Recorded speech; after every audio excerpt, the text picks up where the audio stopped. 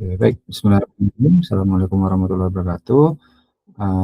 Kali ini kita melanjutkan lateral thinking yang sebelumnya, yang sudah saya sampaikan, namun karena terkendala waktu, selamat pagi, karena ini pagi hari, dan selamat siang, sore, serta malam bagi yang menyimaknya nanti di malam hari atau di luar waktu pagi. Oke, kita melanjutkan apa yang sudah kita bahas sebelumnya, yaitu ini, sebentar. Oke,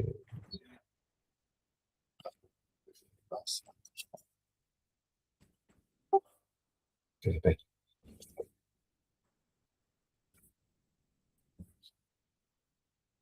Nah, ini akan kita membahas beberapa clue, lateral thinking kita selesaikan, kemudian exam info dan clue.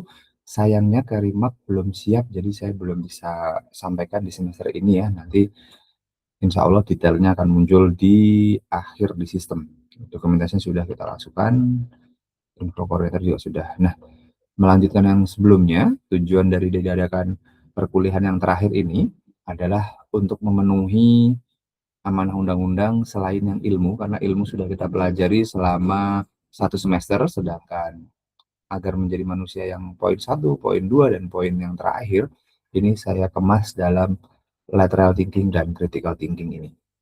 Oke, nah ini lateral thinking ya. Nah, ini kemarin sudah saya sampaikan, saya ulang kembali. Ternyata menurut Good News from Indonesia, ini channel yang bagus karena informasi yang kita peroleh adalah mengenai hal-hal baik gitu. Karena banyak sekali kita tanpa kita sadari sehari-hari kita mengkonsumsi informasi-informasi yang negatif mengenai kalau saat ini dolar dan lain sebagainya. Itu kalau kita ikuti terus akan menambah tingkat stres kita. Nah, alangkah baiknya jika kita memilih channel-channel seperti ya salah satunya Good News Indonesia ini adalah informasi-informasi positif yang akan membawa kita optimis gitu. Kalau kalian belum bisa mengontrol negatif dengan optimis, maka sebaiknya ikutilah informasi yang optimis supaya tertular gitu, supaya tidak depresi, tidak stres, tidak tertekan, tidak bingung. Tapi ikutilah informasi yang positif. Tapi jika sudah bisa mengontrol, mengendalikan, memitigasi resiko-resiko, maka melihat berita kurang baik itu ya bisa mengambil hikmah kan gitu. Oke, dan yang pertama adalah berpikir kritis, dan ini alhamdulillah di tahun ini kalau tidak salah atau sudah berjalan 2 tahun ya, fakultas kita khususnya Departemen Ilmu Ekonomi itu menawarkan mata kuliah berpikir kritis. Kalau zaman saya kuliah dulu itu namanya mata kuliah logika berpikir kalau tidak salah ya, kalau tidak salah ingat namanya logika berpikir, bagaimana kita sebaiknya berpikir secara logis. Tapi ketika saya menjadi dosen pertama kali itu tidak ada, dan baru muncul lagi baru mungkin 1 atau 2 tahun yang lalu kayak gitu ya. Nah, kemudian ini adalah lanjutannya. Kenapa saya pecah? Biasanya ketika kelas offline saya tidak menyampaikannya dalam satu waktu, melainkan yang pertama itu selesai presentasi kelompok terakhir biasanya, atau 2 pertemuan sebelum berakhir, dan yang ini saya sampaikan di kelompok terakhir sembari menjawab pertanyaan-pertanyaan atau hutang pertanyaan yang belum diselesaikan. Oke, kita akan lanjut. Nah, pastinya kita nanti dan mayoritas bisa saya katakan, untuk apa sih kita kuliah? Pasti jawabannya, mayoritas ya ini, tidak semuanya, tidak 100%, tapi pasti ingin bekerja gitu. Baik itu pekerjaan yang informal, formal, maupun di rumah, maupun sebagai ibu rumah tangga, dan yang laki-laki pastinya bekerja untuk menghidupi keluarganya kan gitu. Atau jika tidak ingin berkeluarga ya berarti tidak tahulah nanti alasannya apa. Intinya ketika kita diajukan atau diberikan atau bertemu pertanyaan untuk bekerja, terkadang kita akan berpikir beberapa kali gitu, dan mayoritas jawabannya pastinya adalah untuk hidup, untuk kebutuhan dan sebagainya, dan ini sudah saya tanyakan di beberapa kelas. Bagi kelas yang belum, mohon maaf mungkin karena weekly question-nya tidak sampai pada level itu. Nah, di sini sudah saya sampaikan di awal ya, ada beberapa yang mindless, happiness. Saya mengajak adik-adik bekerja itu untuk apa? Untuk belajar, untuk terus berkembang, untuk memberi dampak lah minimal gitu. Bagi yang ingin mencari kebenaran ya silahkan, itu lebih baik. Ini adalah hasil atau rumusan yang diperoleh dari survei gitu ya, kemudian dibentuk seperti ini kesimpulannya. Jadi gimana kita letaknya? Kalau masih kita di bawah, masih mindless, masih untuk harta, untuk keperluan, nah saya menyarankan untuk ya jangan sebatas itu. Kalau bisa setelah kita tidak ada, keberadaan kita tidak ada di dunia alias meninggal dunia atau wafat, itu kalau bisa kita meninggalkan jejak-jejak yang baik gitu. Bagi yang muslim mungkin disebut dengan amal jariyahnya atau pahala jariahnya tetap mengalir, tapi bagi yang non muslim saya tidak tahu apa istilahnya. Intinya ketika kita meninggalkan jejak yang baik, maka nama kita dikenang dengan kebaikan. Tapi kalau kita meninggalkan keburukan, nah, ya akan berbahaya gitu ya. Dan saya juga sedang menulis sebuah buku yang nantinya itu adalah investasi dosa atau investasi pahala kan gitu ya.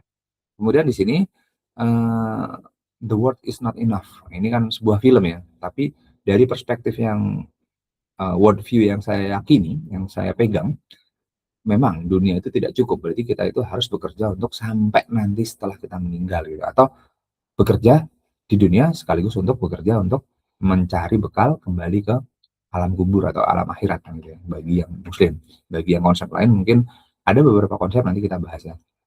Nah, ini salah satu contoh saking sibuk bekerja sampai lupa apa itu fitrahnya manusia untuk berkembang biak gitu, menikah gitu. Kok bisa gitu kan. Ini bisa kita baca sendiri ya nanti ya. Yang laki-lakinya 58, mbaknya itu 40. Nah, kita lanjut dulu, ini jangan sampai lah. Terus kemudian ternyata ada juga salah satu sampel atau salah satu bukti di Malang ya khususnya, di kebetulan ini lokasinya berdekatan dengan tempat tinggal saya saat ini, itu saya ketika melihat ini, wah ini jarang sekali nih. Sekarang posternya sudah tidak ada ya, posternya sudah hilang. Makanya mumpung itu ada, langsung saya capture. Sebagai apa? Sebagai bukti. Saya ingin menunjukkan ke teman-teman bahwasanya sudah mulai banyak gitu pelaku usaha, pelaku bisnis yang mengedepankan ibadah, mengedepankan agamanya dalam bekerja. Di sini biasanya kita lihat safety first. Kalau di dunia barat itu safety first, tapi mungkin ini beliau ini sudah apa ya? Sudah pada tahapan yang dapat hidayah gitu ya bahasanya kalau dalam Islam itu utamakan sholat dan keselamatan kerja. Mungkin kalau istilah ada Oka ya di sini yang saya ajar yang Hindu, kemudian ada yang penganut apa istilahnya Buddha barangkali ada yang uh, apa Konghucu saya belum temukan, Hindu sering, Buddha juga pernah, Kristen dan Katolik juga hampir setiap semester bertemu. Mungkin utamakanlah ibadah gitu, utamakanlah uh, ibadah menurut kepada masing-masing, kemudian keselamatan bekerja. Dan ini sudah banyak ya saya temukan di banyak lokasi bisnis. Ternyata ada yang bekerja itu tidak hanya untuk harta saja, tapi sudah orientasinya itu sudah ada plus gitu ya. Nah, kemudian ketika kita ditanya, bekerja kan biasanya untuk bahagia gitu. Biasanya kalau ini di kelas, bagi yang pertama kali, itu akan saya ajak diskusi selama ya 5 sampai 10 menit karena ini online, maka saya percepat aja. Apa sih bahagia gitu? Kadang-kadang ketika jawaban-jawaban atau sampel yang saya tanyakan ke teman-teman itu, bahagia itu macam-macam jawabannya. Tapi saya membaginya karena ujung-ujungnya kita bekerja itu kan ingin bahagia. Apakah bahagia yang kita jadikan tujuan ini sudah benar kan? Kita perlu mempertanyakan itu. Nah, ini ada perspektif yang saya bisa berbagi. Jika tidak setuju nanti ya silahkan, tidak apa-apa ya. Nah, kita bagi menjadi sumber kebahagiaan. Apa sih sumber bahagia kita? Mungkin banyak orang itu hanya fokus sumbernya empiris gitu. Apa itu empiris? Mungkin dengan bahagia ketika pasangan itu good looking gitu. Nah, terus kalau tidak good looking gimana nanti? Apakah tidak menjadi bahagia gitu? Berarti makin tua makin tidak bahagia dong kan gitu. Ketika kita bahagianya adalah memiliki barang-barang yang baru, gadget ataupun kendaraan ataupun rumah lah. Nanti kalau seiring berjalannya waktu, maka bahagia yang bersumber dengan material itu akan berkurang dong. Karena apa? Semua yang ada di dunia ini ketika material itu pasti akan lekang oleh waktu. Maka ketika bahagianya hanya empiris, maka bahagia itu akan hilang, terkikis seiring berjalannya waktu. Ada juga bahagia yang non material atau non empiris yang tidak bisa diindra dengan mata. Contoh nih, contoh. Ketika ada guru kalian atau orang yang kalian kagumi mengucapkan misalkan fulan atau fulanah kerja bagus, prestasimu membanggakan kan gitu ya. Itu kan kita bahagia dan itu sangat terngiang. Begitu halnya dengan hal yang negatif. Ada seseorang memberikan klaim atau kamu bodoh, kamu nggak baik, kamu buruk, misalkan mengumpat dan itu menyakiti hati kita. Itu kan tidak empiris, kata-kata kan tidak empiris. Ketika hal yang bahagia itu berasal dari pujian, ungkapan yang baik, perkataan kan tidak kelihatan, tapi kita bisa terngiang-ngiang terus. Begitu juga dengan keburukan, ketika kita mendapat sesuatu yang buruk dari seseorang, itu juga akan sulit hilangnya, ya, masih akan terlihat. Jadi ketika kita bahagia dengan sesuatu, perhatian orang tua misalkan, kasih sayang orang tua misalkan, itu sampai kita besar akan terlihat, "Oh, saya dulu diasuh, saya dulu diperhatikan." Nah, itulah bahagia yang sumbernya non empiris gitu, tidak terlihat langsung, tidak bisa diindra. Nah, yang ketiga adalah apakah bahagia Anda ini sebatas 5 panca indera atau 5 panca indera yang merasakan atau bahagia itu di pikiran kan gitu. Kemudian kita lanjut. Nah, di sini nah ini beberapa hal yang bisa dibaca sendiri-sendiri, nanti saya percepat saja, bisa direnungkan bagi yang memahaminya. Kalau masih bingung nanti bisa kita diskusikan di lain waktu. Oke, ini beberapa wise word dari pakar ya, supaya banyak perspektif gitu, ada perspektif dari agama mungkin, dari Quran, dari hadis, dari perkataan, nanti juga ada mungkin saya akan kutip dari beberapa Alkitab dan lain sebagainya. Jadi supaya banyak hal kita bisa melihat ini, beberapa pakar mengatakan tentang, apa namanya, statement-statement, nanti baca aja sendiri, saya percepat saja. Nah ini kan, nah ini baca sendiri ya. Oke, bisa di-skip. Nah, saya ingin mengutip yang Warren Buffett aja. Ini bertentangan dengan teori yang kita pelajari. Di teori kita pelajari, Y sama dengan C plus S gitu. Artinya, dalam teori itu dikatakan, pengeluaran itu konsumsi dulu, baru sisanya di-saving. Kan seperti itu ya. Kebanyakan manusia seperti itu. Sehingga teori ekonominya munculnya seperti itu. Y sama dengan C plus S. Itu logika berpikir pakar ekonomi.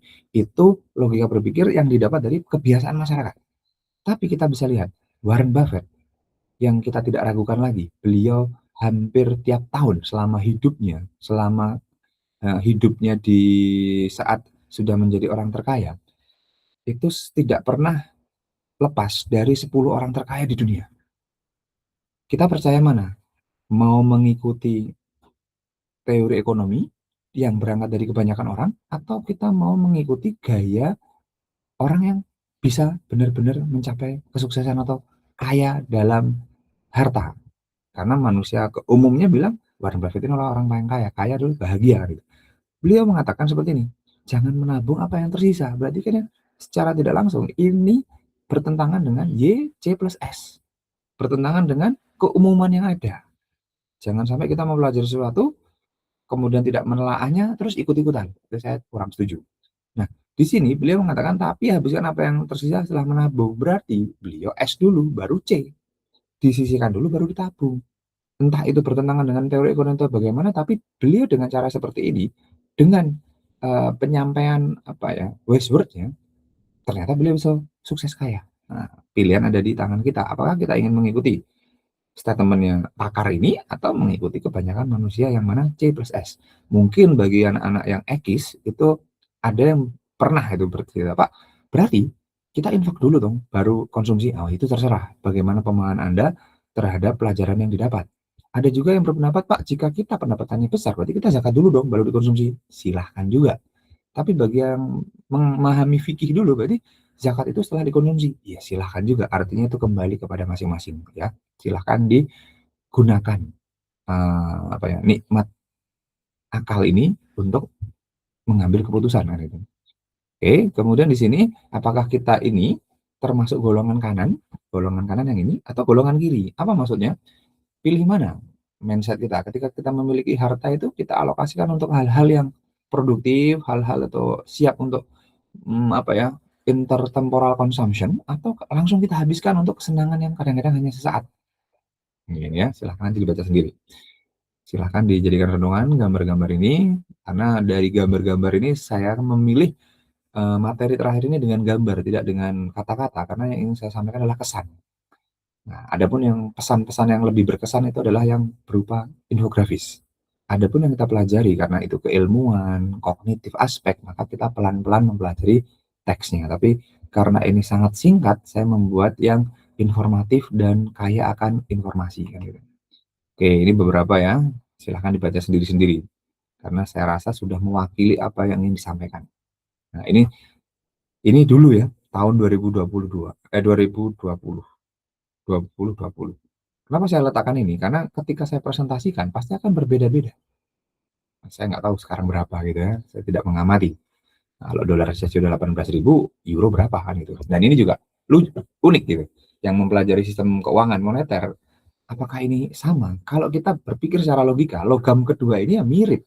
Tapi kenapa ketika kita di sistem yang, mohon maaf nih, sistem moneter yang saat ini, satu keping ini dapat 16. Orang primitif orang primitif sekalipun tidak akan mau tuh menukar logam satu dengan 16. Tapi karena sistem yang kita percayai, sistem yang didoktrinkan, yang dipelajari, maka membuat orang menukarkan 16 keping ke sini. Oke. Itu ya.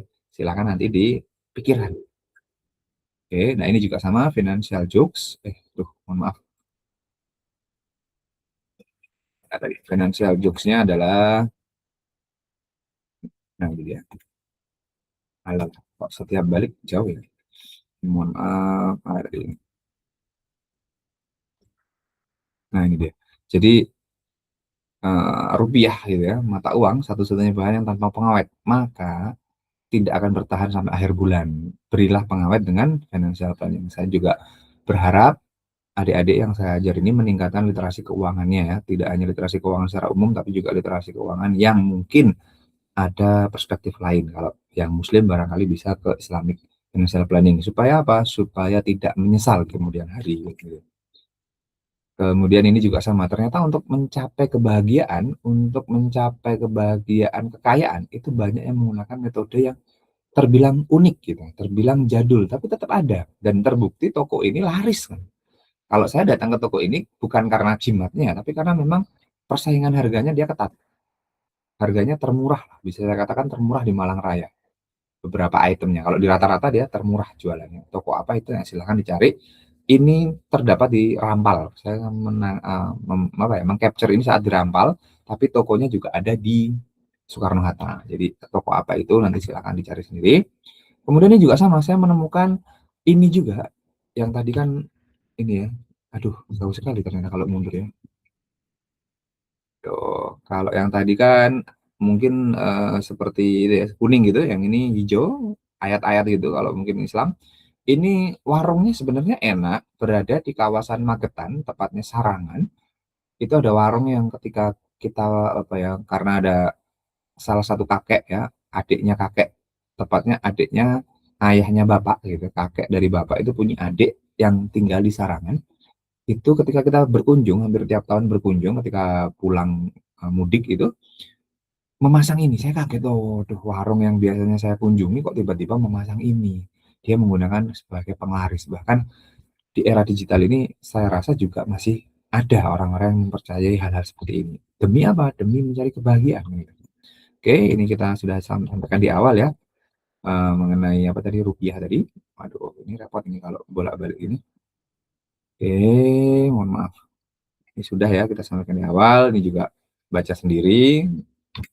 Kemudian ini juga sama, itu jika nanti kalian bekerja, apalagi yang magang, apakah kalian mengikuti siklus ini? Saya sarankan tidak ya, kerja duit, stres, healing, kehabisan duit, stres lagi. Jadi sindiran-sindiran gitu kan. Jangan sampai mengikuti. Ini juga sama. Nah, ini ilustrasi ya, makan konsumsi. Apa yang dikonsumsi adalah pendapatan. Wah, ini kan.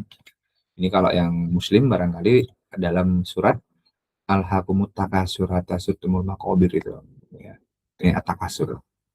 Kemudian ini juga sama dibaca sendiri ya. Demi kebahagiaan, yaitu salah satu instrumennya adalah pekerjaan. Nah, dalam dunia bekerja ada yang seperti ini. Oke. Nah, ini juga sama, baca aja sendiri nanti ya. Saya persingkat saja. Ini ternyata untuk mencari apa ini? Untuk mencari perusahaan bagus, pekerjaan, kehidupan rumah tangga, ilmu, itu adalah akhlak yang baik. Gitu ya. Kemudian ini ada salah satu mahasiswa, ya, mahasiswi, ibu-ibu itu saat itu di pasca sarjana, beliau menyampaikan ketika saya bersharing atau sharing tentang hal yang ini, beliau mengatakan dan mengutip ayat apa ini, Timotius, nanti siapapun yang Sam gitu ya, Sam terus teman-temannya Samuel dan lain sebagainya, coba di ini ya, dicek benar nggak ini. karena akar kejahatan adalah cinta uang. Wow. Sebab menurut ini dari beliau ya. Kemudian beliau statementnya ini. Ini statement beliau yang saya rasa, Bu, saya izin untuk menggunakan kata-kata yang Anda sampaikan tadi, boleh dikirim ke saya, kemudian saya akan tampilkan untuk bahan bahan pembelajaran gitu. Ini kalau dalam perspektif Islam, beliau ini dapat jariahnya gitu. Ketika saya ajak diskusi mengenai lateral thinking ini, beliau memberikan insightful gitu. Jadi saya sembari menyampaikan ke teman-teman yang lain gitu. Kemudian kebahagiaan yang semu, ini juga sama, hati-hati ya, tidak berkah. Nah, ini ada di era sekarang ini orang sudah mulai sadar akan apa berkah itu. Nah, gitu ya. Nah, ini. Oke, dibaca sendiri. Ini juga sama. Oke, ini baca sendiri bagi yang muslim. Oke, nah ini ada salah satu word dari Terelie yang menarik ya. Saya juga merasa benar ini ya. Positif, orang yang suka pamer itu tidak bahagia. Jika pamer kita justru harus dengan rasa bahagia. Nah, benar nggak ini? Bagi kalian yang masih suka mencari like, mencari komen, kok nggak di komen sih postingan gua? Barangkali Anda ini seperti yang digambarkan oleh seorang novelis ini ya. Oke, kemudian ternyata bahagia itu sederhana, bukan kekayaan. Gimana itu logikanya? Kita lihat. Ini ada ya, jadi coba ya. Jika kalian kurang percaya, saya akan tampilkan statement dari seorang yang kaya. Kalau dari pemilik tol, Bapak Yusuf Hamka, beliau mengatakan seperti ini. Sederhana itu karakteristik atau karakter seseorang. Memilih untuk sederhana adalah sebuah karakter gitu. Sedangkan mencapai kekayaan itu adalah usaha gitu. Kalau tidak salah ya, semoga tidak salah. Statement beliau adalah itu adalah suatu pilihan. Bergaya hidup sederhana itu pilihan saya, tapi untuk mencari harta sebanyak-banyaknya itu adalah sebuah usaha gitu. Jadi mencari harta untuk mewah itu menurut beliau yaitu bukan bukan karakter beliau gitu. Nah, ini juga sama, manusia yang paling bahagia seperti apa, bahkan ada nasihat yang untuk bahagia itu malah justru menyederhanakan dunia, bukan malah bermewah-mewah. Kalau kita tahu perilaku flexing ini sudah ada sejak zaman Nabi Musa atau Moses. Siapa yang hidup di zaman itu? Korun gitu. Kemudian hartanya ditenggelamkan, singkat cerita, maka kita kenal hari ini adalah Korun's wealth atau harta karun gitu. Oke, korun ya bahasa ininya. Kemudian, nah ini juga sama. Ini sebuah anekdot untuk menggambarkan. Nah, untuk hal ini kenapa saya tampilkan supaya kita tidak experience apa yang sudah dilakukan oleh orang-orang lain yang terbukti ternyata tidak pas gitu. Oke, ini ya. Apakah kita akan menjadi ini dia baca sendiri nanti bisa di stop-stop saya percepat saja. Ini nah ada suatu ungkapan juga ternyata kaya itu kalau miskin yang mempelajari makroekonomi Islam dengan saya akan saya sampaikan apa beda miskin kaya antara perhitungan BPS, World Bank, perspektif makro konvensional dengan perspektif Islam gitu. Ternyata level standar miskin itu di dalam BPS sekitar 20.000 per hari kan gitu. Atau 400.000 something dulu ya. Ada perkembangannya. Kemudian World Bank dahulu kala $1 per hari, kemudian $2 per hari itu pengeluarannya. Kemudian kalau saya bisa mengkritisi, lah kalau dia sumbernya utang, sumbernya pinjol, sumbernya judol, apa nggak diperhatikan?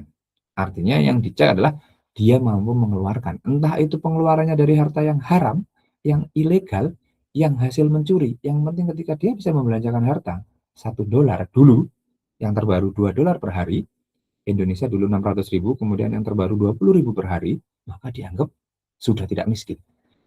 Dalam Islam, di ekonomi makro saya ajarkan, saya sampaikan, Islam itu standar miskin adalah 85 gram emas setahun. Itu yang paling mudah. Ada juga yang memiliki ternak, ada juga yang panen. Per 3 bulan panennya mencapai, saya lupa tepatnya ya, 385 atau berapa. Antara gabah dan beras beda ya. Nanti coba dicek ya. Saya agak lupa angka pastinya. Itu sekian kilogram gabah dan sekian kilogram beras. Berarti kalau dirupiahkan, kalau kita mengikuti edaran Basnas yang terakhir, bukan yang terbaru saya belum update yang 2026 karena kabarnya 85 gram emas yang dulunya 22 karat itu diturunkan menjadi 16 karat kabarnya, tapi saya belum pasti. Jadi itu masih yang sudah pasti dulu sekitar per bulan ketika pendapatannya 6 juta something sampai 7 juta. Angka tepatnya saya lupa, intinya di 6 sampai 7 juta. Nah, artinya apa? Kita bisa bandingkan, dikatakan miskin karena tidak kaya, menurut perspektif makro Islam, itu kalau per bulannya 7 juta. Karena dia berhak atau diwajibkan bayar zakat. Sedangkan perspektif BPS itu sekitar 20.000 per hari. Kalikan aja 30 berapa itu per bulan. Dan $1 sampai $2 per hari World Bank. Itu miskinnya.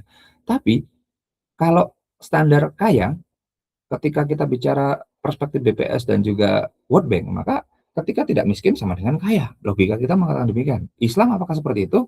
Berarti kalau dia sudah bisa bayar zakat, berarti dia kaya. Oh enggak, itu disebut sebagai muzaki. Sudah tidak miskin. Terus yang kaya gimana? Ternyata yang kaya ini. Kaya bukanlah banyak harta, tapi yang kaya adalah hati yang merasa cukup. Kenapa? Banyak orang yang secara material, secara hitung-hitungan ekonomi, dia tidak miskin. Berarti kaya dong. Tapi nyatanya, karena hatinya selalu tidak cukup, maka dia merugikan orang lain. Ada yang merugikan orang lain, segelintir, sekelompok, ada yang merugikan orang lain, bahkan sampai satu negara. Berarti kan orang seperti itu belum kaya kan itu. Nah, ini ya silakan nanti direnungkan sendiri-sendiri. Saya percepat saja. Saya khawatir waktunya tidak cukup. Nanti kita bisa diskusi di lain waktu jika masih bisa dipertemukan. Ini beberapa perspektif happiness. Oke. Nah, ini dia orang yang paling baik. Nanti yang ada di ruangan ini yang ikut membuat video ini yang membantu boleh diskusi jika ingin diskusi, tapi nanti aja ya. Atau dicatat dulu. Oke, ini juga sama. Nah, kita lihat. Tadi Warren Buffett orang terkaya. Sekarang kita lihat statement tentang sederhana dan bahagia itu menurut siapa? Mark Zuckerberg. Siapa sih dia? Orang yang kaya loh. Nah, di situ. Beliau mengatakan apa? Walaupun Pak itu kan bajunya mahal, tapi kan semahal-mahal pakaian beliau kalau dipersentase apa ya? Dipersentasekan atau dibandingkan dengan income dia per tahun, harta dia itu persentasenya sangat kecil. Kalau kita ingin komparasi ya jangan membandingkan harga pakaian misalkan, oh Pak satu pakaiannya dia 4 juta. Ya tapi 4 juta dibagi kekayaannya dong. Kita beli baju misalkan mahal. Mahal murah tergantung dibagi dengan pendapatan kita. Itu mau komparasi. Itu harusnya komparasi yang adil seperti itu.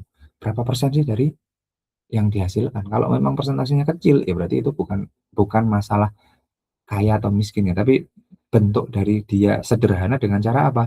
Tidak menunjukkan kemewahan kan itu, walaupun harganya mahal kan itu. Oke, ini contohnya beliau. Lihatlah, kalau lihat dari pasangan ini dibandingkan mohon maaf orang yang flexing, artis kita yang flexing, sepertinya harga pakaiannya lebih mahal punyaannya beliau. Tapi artis kita yang flexing itu selalu menonjol-nonjolkan yang terlihat mewah kan itu. Beda ya. Jadi bahkan menurut orang yang terkaya saja masih sederhana itu indah atau untuk mencapai kebahagiaan itu bukan dengan kekayaan tapi malah justru dengan pola hidup yang sederhana. Nanti silakan dicari ya, Warren Buffett itu rumahnya terkesan sederhana. Saya nggak tahu harganya berapa, tapi terkesannya sederhana, bukan terkesan mewah. Beda ya. Kemudian ada juga salah satu presiden Uruguay itu juga bergaya hidup sederhana, padahal presiden. Bahkan dikatakan presiden termiskin. Kenapa? Gaya hidupnya yang sangat humble. Nanti bagi yang muslim silahkan dicari itu. Kisah-kisah mengenai Umar bin Abdul Aziz bagaimana, kemudian Abdurrahman bin Auf bagaimana, Utsman bin Affan bagaimana, Abu Bakar bagaimana, orang-orang yang kaya di zaman-zaman keemasan Islam itu ternyata bahkan ada utusan Romawi saat itu berkunjung di zaman Umar bin Khattab menjadi khalifah. Itu sampai bingung mana pemimpinnya. Itu kok gembel kan ini. Ternyata ada juga kisah seorang Yahudi dari Mesir yang pergi mengadukan ketidakadilan di kawasan tempat tinggalnya karena digusur untuk keperluan masjid, itu berkunjung, di mana rumah Umar? Nah, ternyata orang yang duduk tadi adalah Umar, tidak terlihat seperti pemimpin, saking tampangnya sederhana. Bagaimana dengan orang Indonesia? Kita coba lihat Pak Bambang Hartono, orang terkaya RI, hartanya sekian. Saya lupa ini tahun berapa ya? Ini kekayaannya di tahun, waduh lupa memberi tahun, mohon maaf. Intinya bukan tahun ini ya, tahun sebelum-sebelumnya. kekayaannya sejumlah itu ya. Nah, lihatlah, dibandingkan coba cari ya, YouTube video OOTD mahasiswa UB, bandingkan dengan beliau. Secara kasat mata, beliau terlihat sederhana. Makannya bukan di apa itu, eee, apa ya, boleh disebutkan nggak biasanya anak UB itu kalau apa namanya, mem me me me memamerkan atau menginfokan tongkrongannya itu di mana ya kira-kira? Boleh diinfokan nggak? Lola, Mary, atau siapapun yang di sini? Sebutkan nama yang di Malang ajalah supaya kita tahu. Nakoa, ingat ya. Nakoa ada, AADK ada, apalagi? Ada lagi sampel yang lain? Tempat-tempat yang prestisius untuk, berbagi atau foto kemudian selfie di-share itu apa kira-kira? Selain Nakoa dan AADK yang saya lewati biasanya itu sih. Ada lagi yang terkesan wow gitu? Atau WoW juga ada, dulu mahasiswa bimbingan saya itu ngajak bimbingan di WoW. Ada yang lagi? Yang lain lagi mungkin? Ada nggak? Oh, satu lagi tuh tempat. Dulu saya punya mahasiswa bimbingan itu kalau ngajak diskusi, asisten asisten saya tepatnya ya, orang itu, "Pak, di kotak saja," kalau nggak salah kotaks. Itu juga wah, nah itu contohnya, itu contoh. Itu beberapa sampling dari mahasiswa bimbingan saya atau asisten yang pernah membantu saya. Itu ketika saya diajak, anak-anak tuh sukanya kayak gini ya, sambil mencari tahu kesukaannya apa sih. Jarang yang ngajak kumpul di, tempat-tempat yang ya minimal minimal itu di UB Cafe, minimal. Tuh, jadi yang dekat dengan kampus gitu, yang masih akademis gitu, karena Halal Cafe atau Cafe Halal saya lupa. Kita bandingkan dengan ini beliau, wah sukanya di pinggiran jalan dan menggunakan pakaian yang ya sudah terlihat sederhana. Saya nggak tahu harganya berapa, tapi terlihatnya sederhana. Ini beliau, ternyata. Dan di Jogja saya juga pernah dapat cerita, orang yang salah satu pengusaha apa ya, pemilik Progo atau saya lupa tepatnya, intinya dia orang kaya, hartanya banyak, asetnya banyak, tapi kalau dilihat itu terkesan gembel kan gitu. Wah, berarti orang-orang yang beneran kaya itu justru dekat dengan sederhana untuk mencari bahagia. Ini silahkan dibaca sendiri ya, saya percepat saja. Nah, ini juga sama. Bagi orang kaya, melihat miskin itu ujian yang sulit. Bagi yang kekurangan, melihat, oh kaya itu ujian sulit. Kesimpulannya adalah banyak orang yang lolos ujian ketika kekurangan harta, tapi tidak banyak orang yang bisa lolos atau melewati ujian harta, alias diberi kekayaan. Oke, ini juga sama, dibaca sendiri ya. Nah ini, oke. Kemudian apa sih penghalang kebahagiaan? Setelah kita membahas tentang bahagia, apa itu penghalang kebahagiaan? Nah, oke, silahkan nanti coba dijawab dalam hati atau dituliskan di kolom komentar. Penghalang kebahagiaan menurut perspektif saya yang concern terhadap keuangan, personal finance, terus mengamati perilaku individu, ternyata penghalang kebahagiaan itu justru menjadi alat atau dipromosikan atau diwartakan sebagai instrumen mencapai kebahagiaan. Yang mana itu adalah sebuah paradoks atau anomali atau kebalikannya.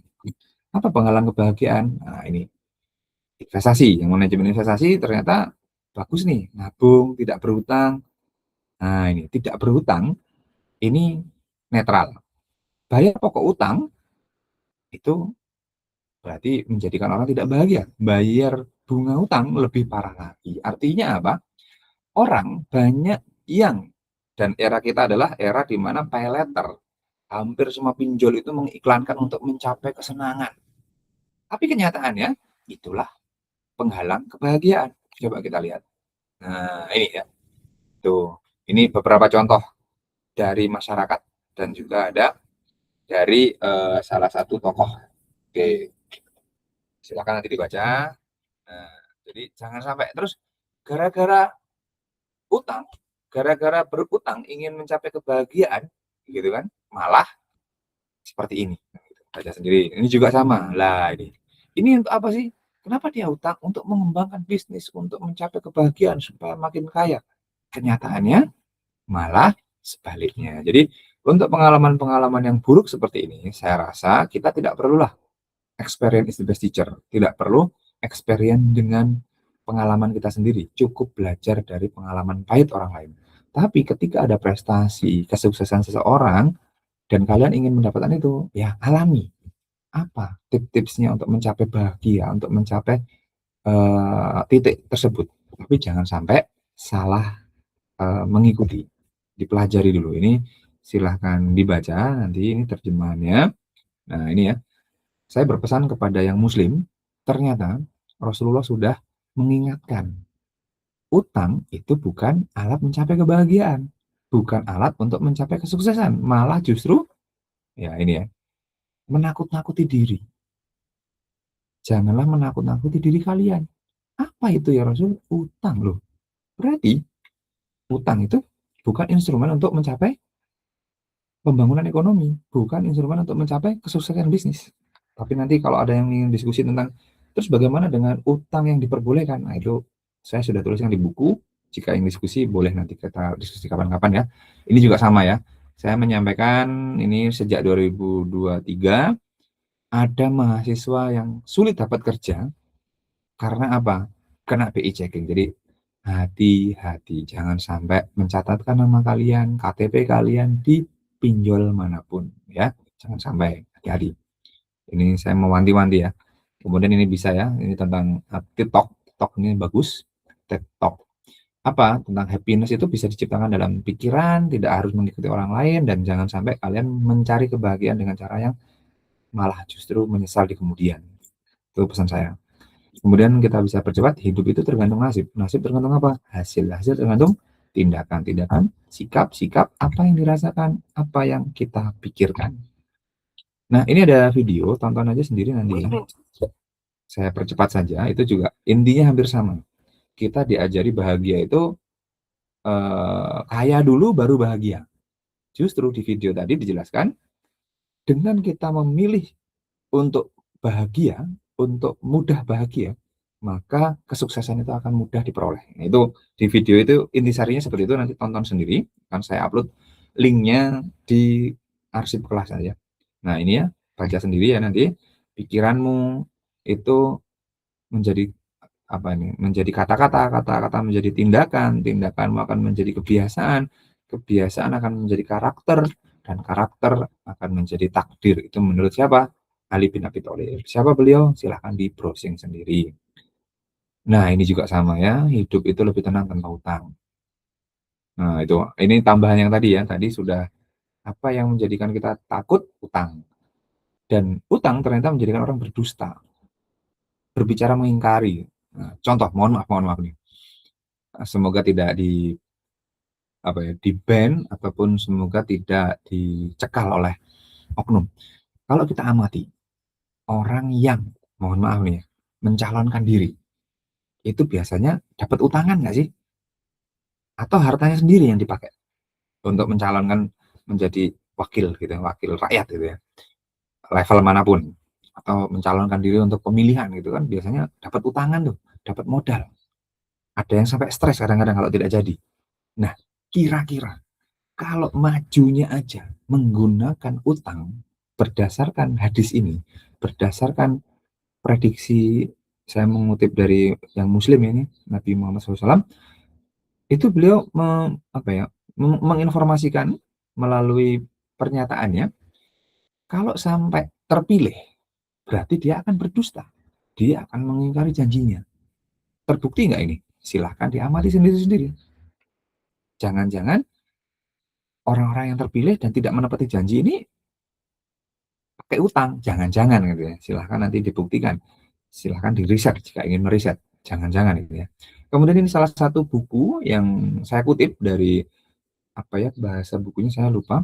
Intinya adalah komunitas KSW itu Kampung Sari Award, di mana ini komunitas-komunitas pelaku-pelaku orang-orang yang pernah terjerat dengan rentenir utang. Mereka membuat suatu komunitas, walaupun komunitas ini apa ya, dirasa masih kecil, tidak mengkhawatirkan. Ketika makin besar jumlah anggotanya, saya rasa itu bisa merubah nasib bangsa. Beliau statementnya seperti ini. Saya memutuskan untuk menghentikan kebiasaan berutang dan menggunakan utang riba. Nah, dia spesifik ya, untuk mengembangkan bisnis. Karena waktu habis berpikir jatuh tempo, terhina siang hari, gelisah di malam hari. Nah, dari sini kita sudah belajar pengalaman orang lain.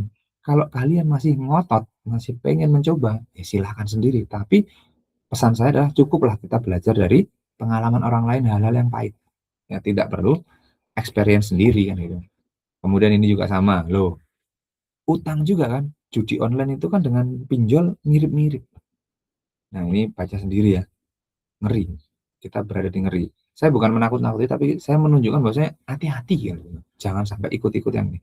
Ini bentuk dari kepedulian saya adalah karena saya tidak mengajar semua mahasiswa, saya tidak bisa menjangkau seluruh masyarakat, maka saya putuskan untuk membuat beberapa tentang utang tadi di dalam buku ini. Kenapa saya membuat ini? Karena saya apa ya, seakan-akan terhantui oleh pikiran yang eh, kamu tuh punya ilmunya, tapi kalau kamu diem aja berarti kamu ini tidak apa menyembunyikan ilmu. Nah, karena saya khawatir dianggap menyembunyikan ilmu, maka motivasi terbesar saya untuk menulis buku ini adalah supaya ada bentuk edukasi bukan melalui kuliah tapi melalui tulisan gitu. Paling tidak ada jejak lah ya di meninggal jejak. Ini juga silahkan dibaca sendiri, klik for video atau ini ya nanti bisa di play. Tapi saya percepat aja, ditonton sendiri-sendiri.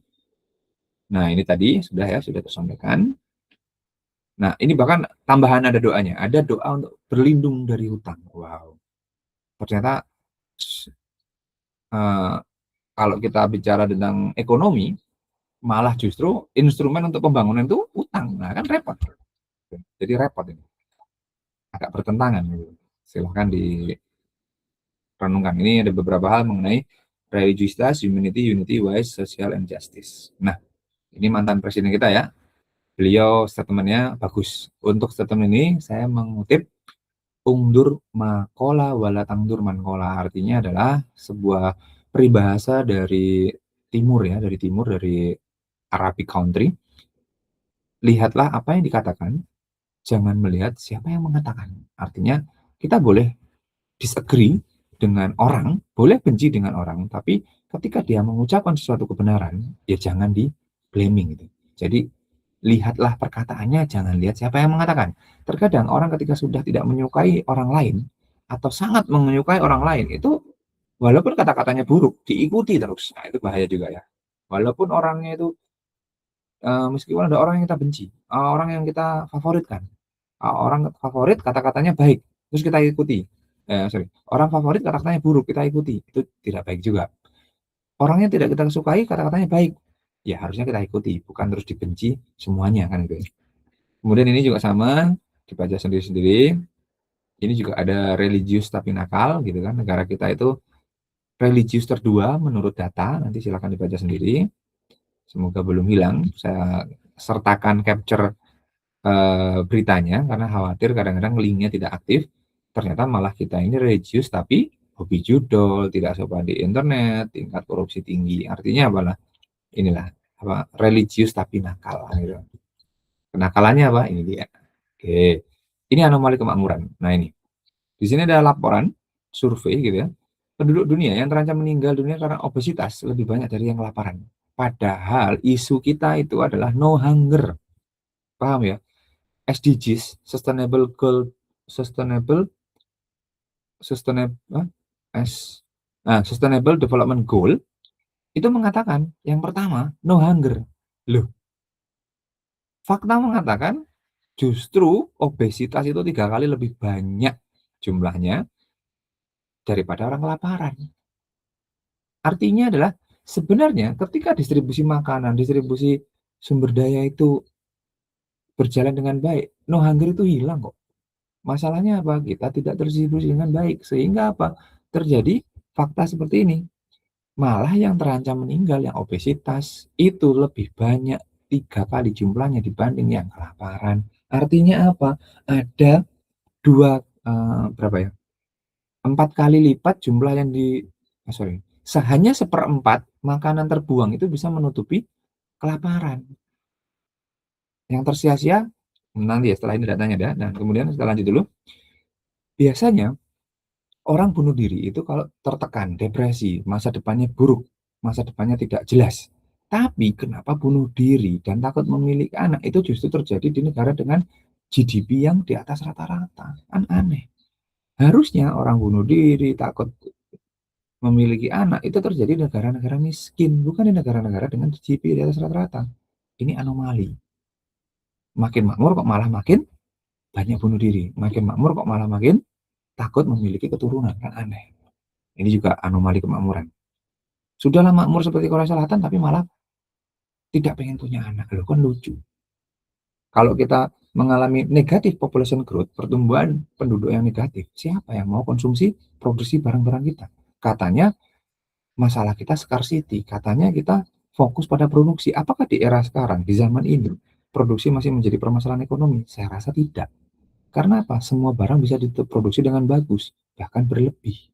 Berarti masalah ekonominya apa? Distribusi harusnya. Karena distribusi tidak merata. Oke, kita coba lihat. Oke, ini baca sendiri. Ini juga keanehan-keanehan ya. Mahasiswa, wow. Dan ini ayah-ayahnya, ngeri.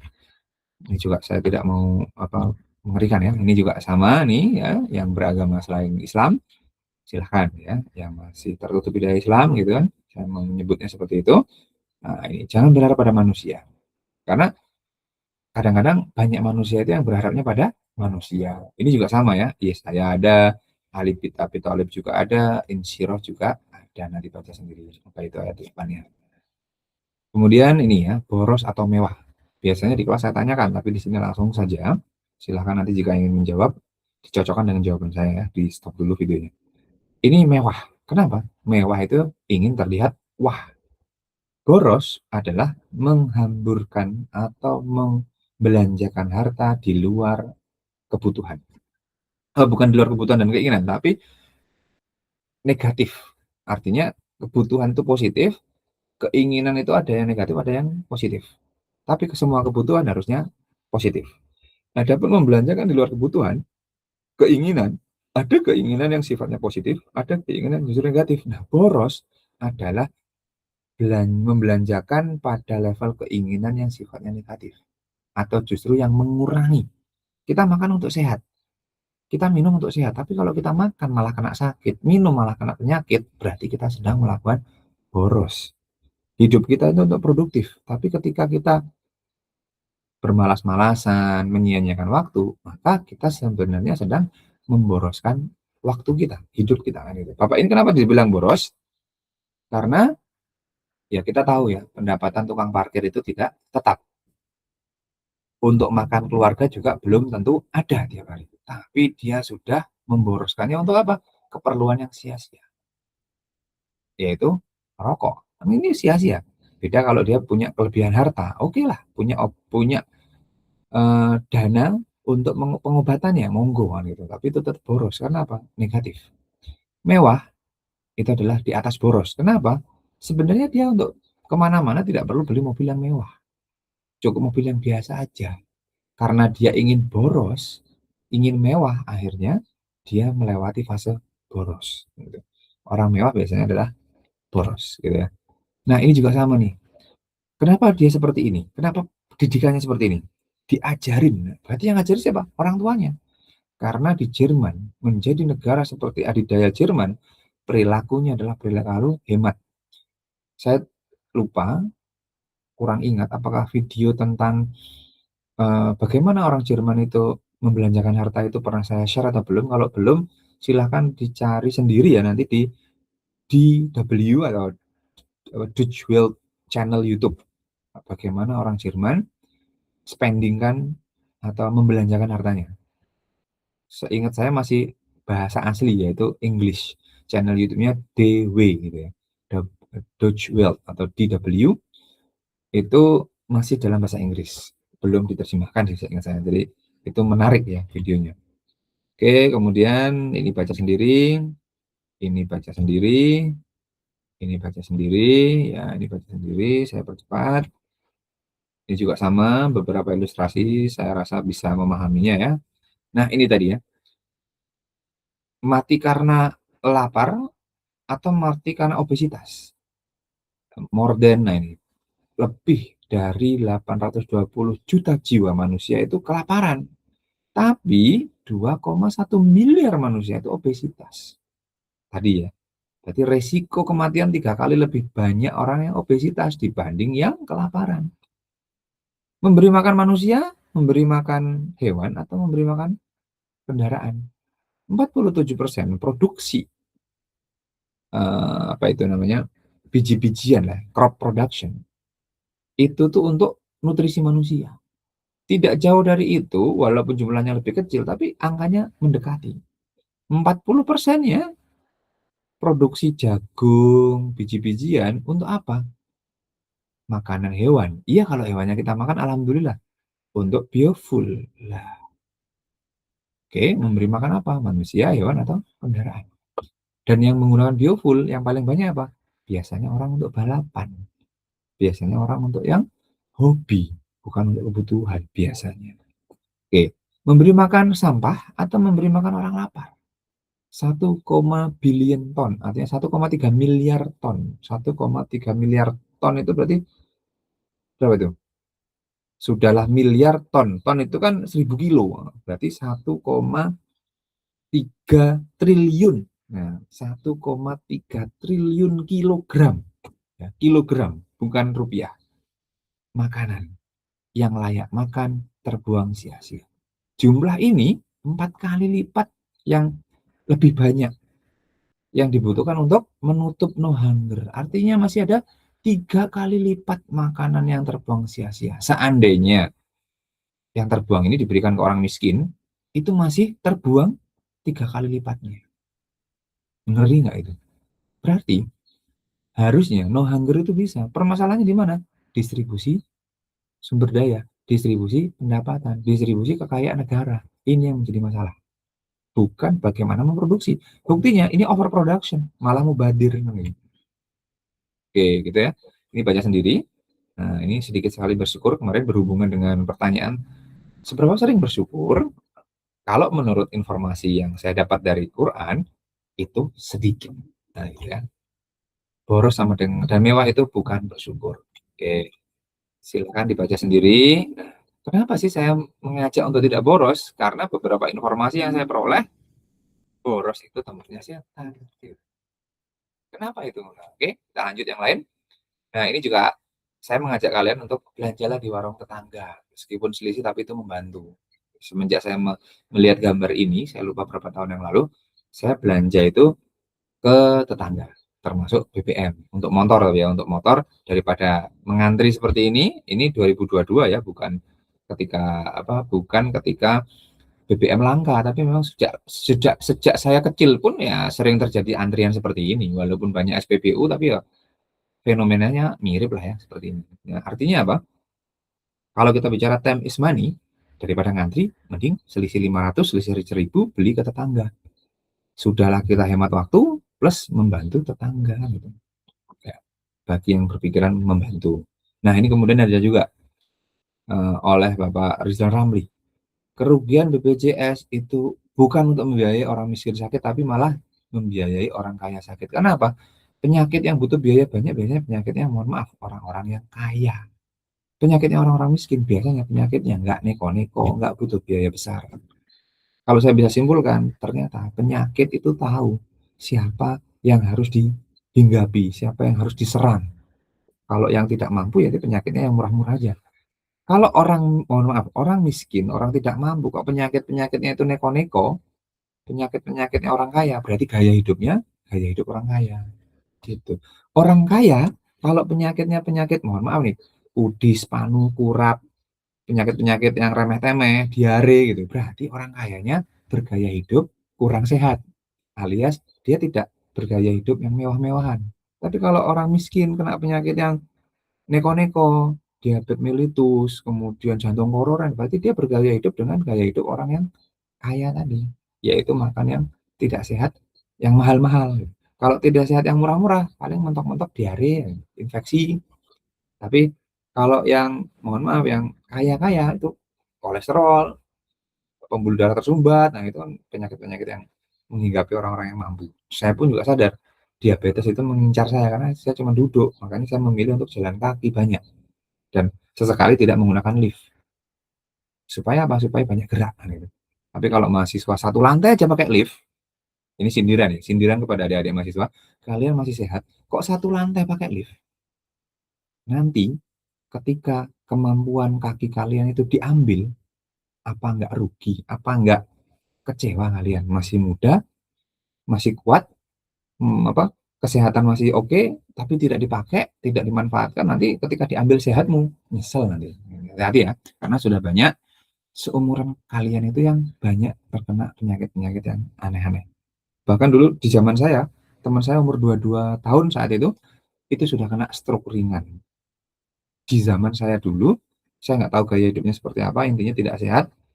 Eh, Pas teman SMA, teman main basket, bertemu lagi di reuni gitu, loh itu kenapa si si A gitu ya, iya dia kena stroke ringan, ya Allah masih umur 20-an, 1, 22 kok sudah kena stroke ringan. Jadi ketika reuni SMA, SMP, saya lupa SMA atau SMP, teman reuni itu dia sudah kena stroke ringan. Loh, berarti ada apa? Setelah itu saya pelajari ternyata gaya hidupnya yang kurang sehat. Ini juga ilustrasi ya, where is the poor kan gitu ya. Ini baca sendiri, ini juga sama ya.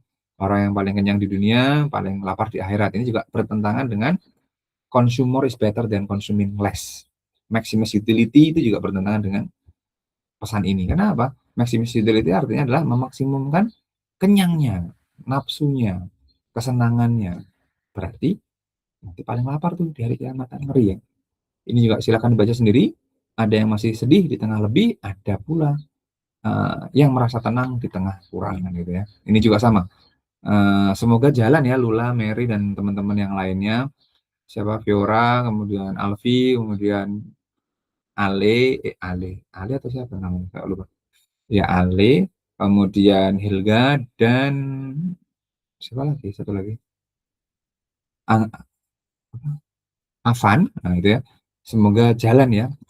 Orang parkir aja amal jariah untuk bekal akhirat, memikirkan akhirat. Tukang parkir, masa kita yang lebih, mohon maaf, tinggi pendidikannya dibanding beliau, dibanding tukang parkir ini, masa kalah gitu. Oke, ini juga sama, baca sendiri ya. Saya percepat aja yang ini.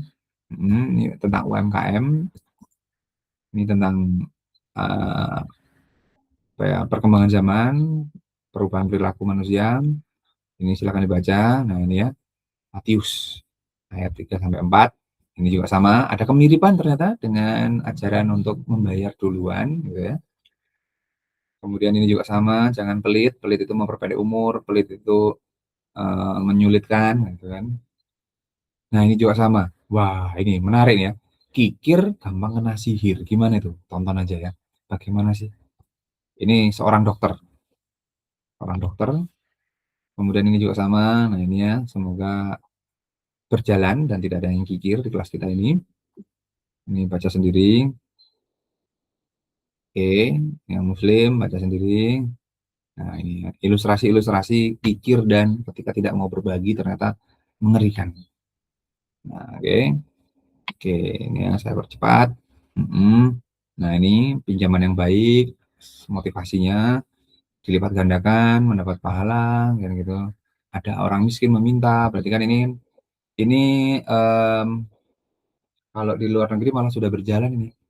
Contohnya yang saya baru posting tadi ya, UBI, Universal apa tadi? Income apa tadi?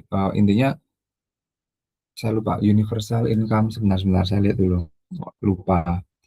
Universal income atau universal in bentar, bentar, mana yang wait. Nah, ini dia. Nah, Universal Basic Income (UBI). Jadi ada sebuah wacana gitu. Oke, ini baca sendiri. Nah, ini beberapa pengusaha yang juga sudah fokus untuk berbagi. Ini juga baca sendiri ya. Oke, ini juga baca sendiri bagi yang beragama Kristen maupun Protestan,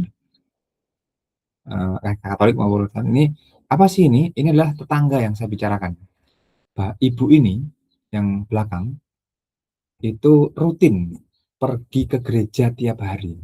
Doa pagi, doa petang itu rutin pergi dan sering berbagi makanan juga. Artinya sering apa ya?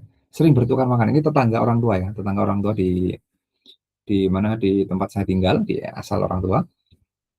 Kalau dia berbagi itu kadang-kadang, "Halal kok Mas, halal itu saya pesen, bukan bikin sendiri." Nah gitu. Jadi lucu lah kami. Jadi ada tetangga sebelah rumah itu yang ibunya ini memang baik banget. Ya, jadi saya juga pernah tinggal di Jalan Ikan Mas, itu mayoritasnya bukan muslim, tapi para tetangga ini adalah orang-orang yang religius. Jadi sering mengadakan apa ya, kalau bahasa Islam itu mungkin pengajian, ini enggak kayak baca Bible bersama, saya nggak tahu itu apa.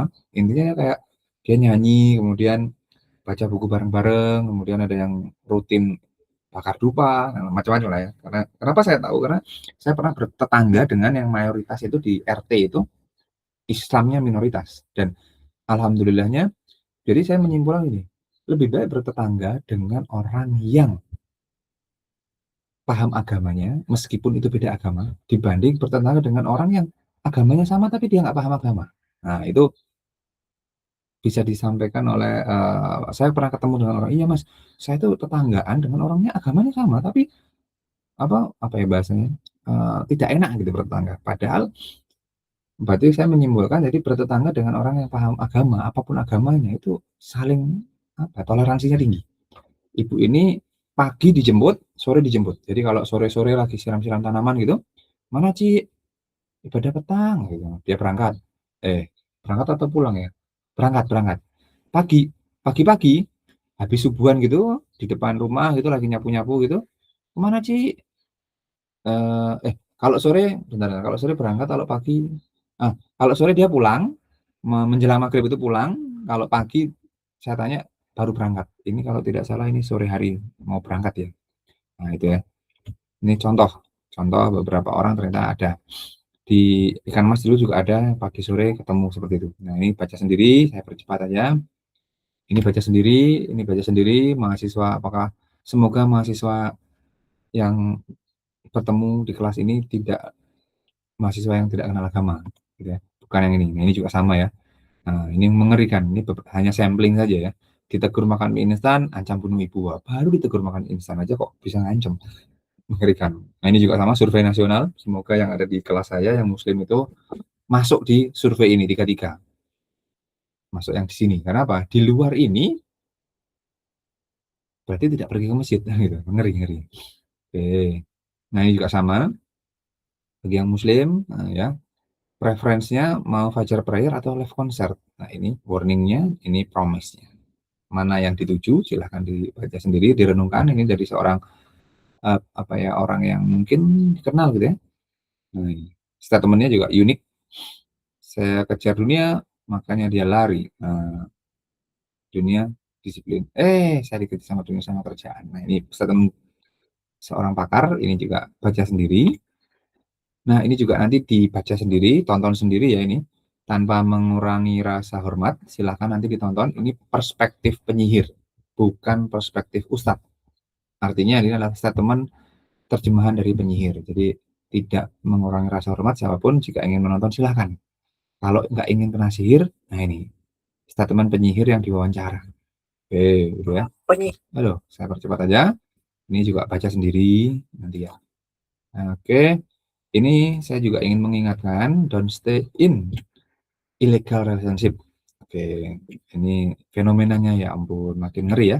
Ini di Rampal, ini di dekat pintu masuk apa pintu keluar UB, ini di Hotel Limaran itu daerah Jogja, ini di Pojok Beteng. Ini kenapa saya capture ini? Karena saya baru datang dari Malang menggunakan kereta api, turun di stasiun Tugu, ketika pulang, wah banyak sekali seperti ini. Dan ini hanya bisa tercapture dua orang, apa dua foto. Ini jajar-jajaran ini banyak nih pasangan-pasangan yang saya nggak tahu, biasanya ini ilegal ya. Karena kalau legal ngapain malam-malam keluyuran gitu ya, mestinya di kamar aja atau di rumah aja gitu. Ini 2022, oke. Ini sampling aja, itu malam. Ini di MUG ya, gitu ya. Ini di dekat Begawan ya. Jadi sudah tidak malu-malu lagi orang-orangnya. Biasanya yang seperti ini ilegal, biasanya. Yang legal harusnya nggak seperti itu. Nah, ada sebuah perumpamaan menggauli di jalan. Oh, ngeri ya. Ini apa? Ini salah satu nubuat Nabi tentang hari kiamat. Nah, ini tidak akan hancur hingga mendatangi wanita. Bisa diperhatikan ya, bagaimana keadaan saat ini. Oke. Kemudian lanjut ini. Nah, fungsi perguruan tinggi adalah kebajikan, kekuatan moral, peradaban. Kalau tidak ada adab, adab positif ketemu adab negatif, berarti apa? Biadab. Gitu. Peradaban adalah ketika adabnya itu satu saja yang positif. Tapi kalau adabnya positif ketemu negatif, ada dua adab atau zero sum game, maka disebut biadab. Gitu ya. Ini juga sama ya ampun. Ini kampus kita ya, 2025 ya. Babymu Fauzan, nggak malu-malu lagi. Nah, saya kok geli ngeliatnya ya. Makanya saya foto. Supaya kalian tahu juga. Lihat, ini di kampus kita ini. Gedung gedung D. Miris ya. Ini kalau misalkan saya menjadi Wadah 3, saya panggil itu. Apa maksudmu seperti ini? Saya laporkan orang tuanya dulu.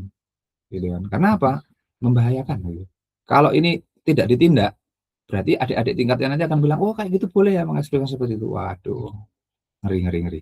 Ini ya, ini beradegan seakan-akan pasangan legal. Padahal kayaknya belum legal. Oke, ini kampus. Ini di FEB. Nonton bareng.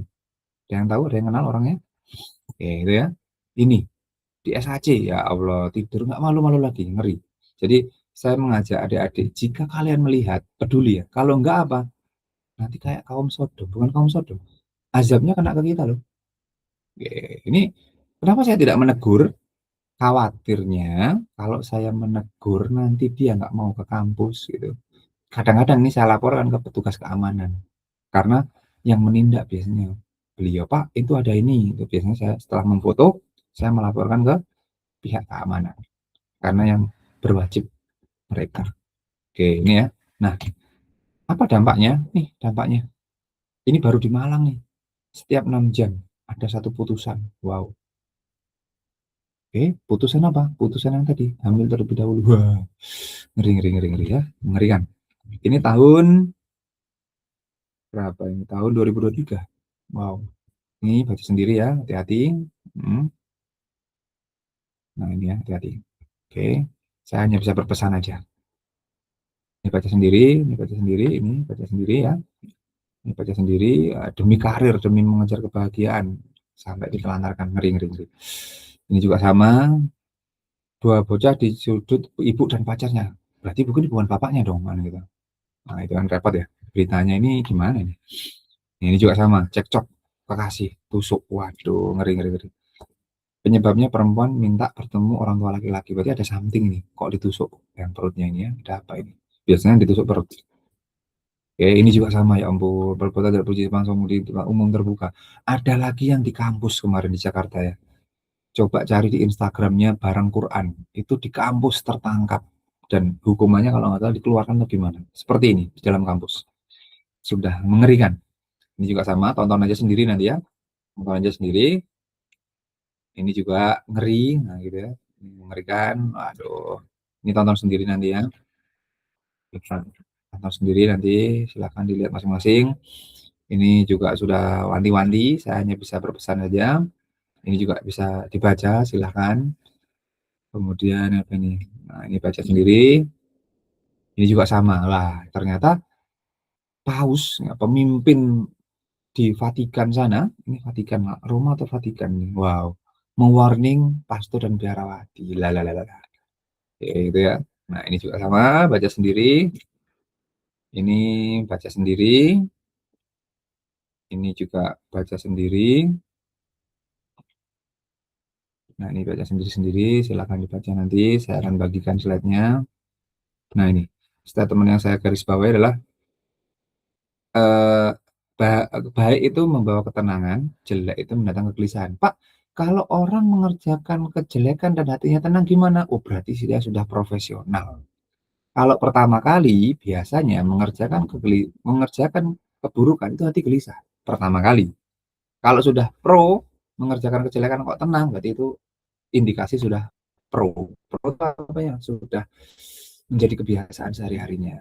Nah, itu ya, hati-hati. Semoga kita bukan orang seperti itu. Ini baca sendiri-sendiri. Ini baca sendiri-sendiri. Ini baca sendiri-sendiri. Nah, ini ya. Ingin kedustaan yang indah atau kenyataan yang pahit. Ini baca sendiri-sendiri nih ya. Jadi seperti ini baca sendiri-sendiri. Ya, ini berhubungan dengan tadi ya. mencari pasangan. Oke, mengapa sih manusia bisa seperti itu? Nah, ini dia, kalau di kelas biasanya saya ajak diskusi, karena ini ingin dipercepat saja. Nah, karena memang fase hidup manusia itu ada fase-fase yang ada godaannya, maka silahkan dikenali ya. Ada fase bermain, fase senda gurau, fase berhias, fase saling berbangga, berlomba kekayaan, berlomba keturunan. Contoh nih, saya contohkan. Mungkin ini fasenya umur-umur anak kecil. Tapi ada aja yang masih umur orang tua, umur 40 suka main game. Ada, masih bermain. Senda gurau kapan? Biasanya SD, SMP, ya SMA awal-awal senda gurau. Tapi banyak yang umurnya saat ini 50, 60, 40 masih aja senda gurau. Oke, perhiasan biasanya mulai di umur-umur SMP, SMA, kuliah. Berhias, suka menampilkan gitu. Harusnya itu selesai di umur 30-an atau di bawah 25. Tapi ada aja ibu-ibu, emak-emak, bapak-bapak yang modis, masih suka bergaya, masih suka posting, masih suka berhias sampai umur tuanya. Saling berbangga biasanya SMA sampai umur, kalau ini biasanya sampai umur tua ini. Sampai umur ya 40-an, 40, 50 lah ya. Apa yang dibanggakan? Pekerjaannya, kesuksesannya masuk perguruan tinggi favorit misalkan, menang juara ini, juara itu, dibangga-banggakan, ini fase berbangga. Jadi setiap godaan itu ada fasenya. Berlomba dalam kekayaan biasanya sudah dapat kerjaan, biasanya ini ya fase selesai lulus mahasiswa. Atau ada juga mahasiswa yang kebetulan pernah membawa Lamborghini ke kampus. Nah, berarti kan berlomba dalam kekayaan tuh. Bawa tas yang harganya mewah gitu, yang tidak bisa dibeli oleh mahasiswa lain ya, karena membawa kendaraan yang suaranya breng breng breng, yang gede gitu ya ke kampus. Padahal ke kampus cukuplah pakai motor yang 110 cc, 120 cc, tapi dia bawa yang cc-nya lebih di atas 200 misalkan. Nah, itu kan ada rasa berbangganya. Sampai tua juga ada. Biasanya berbangga keturunan ini yang sudah punya keluarga. Anakku bisa masuk ini, anakku juara ini. Nah, ini memang fasenya. Jadi hati-hati di setiap fase ini dan saya pun mengalaminya. Artinya melewati fase ini, tapi silahkan dikendalikan masing-masing. Nah, ini ya contohnya. Wah, berbangga ini ya. Wah, foto-foto di mall, jalan dipenuhi kan gitu kan. Nih, foto-foto di sawah-sawah. Untuk apa sih foto? Pasti untuk diposting biasanya. Jarang untuk dicetak terus taruh di album seperti orang zaman dahulu. Nah, ini juga sama yang udah tua ini bahkan. Di mana ini? Di Bali ini. Turis asing. Wah, foto. Oke, kita lihat. Hai teman-teman, cuma ingin apa dari liburan di Bali. Nah, kirim page kita, mobil baru, rumah, bikin hidup, wah, Instagram kita kan gitu kan ya. Beri salam, ini anakku keempat, share ini. Gitu.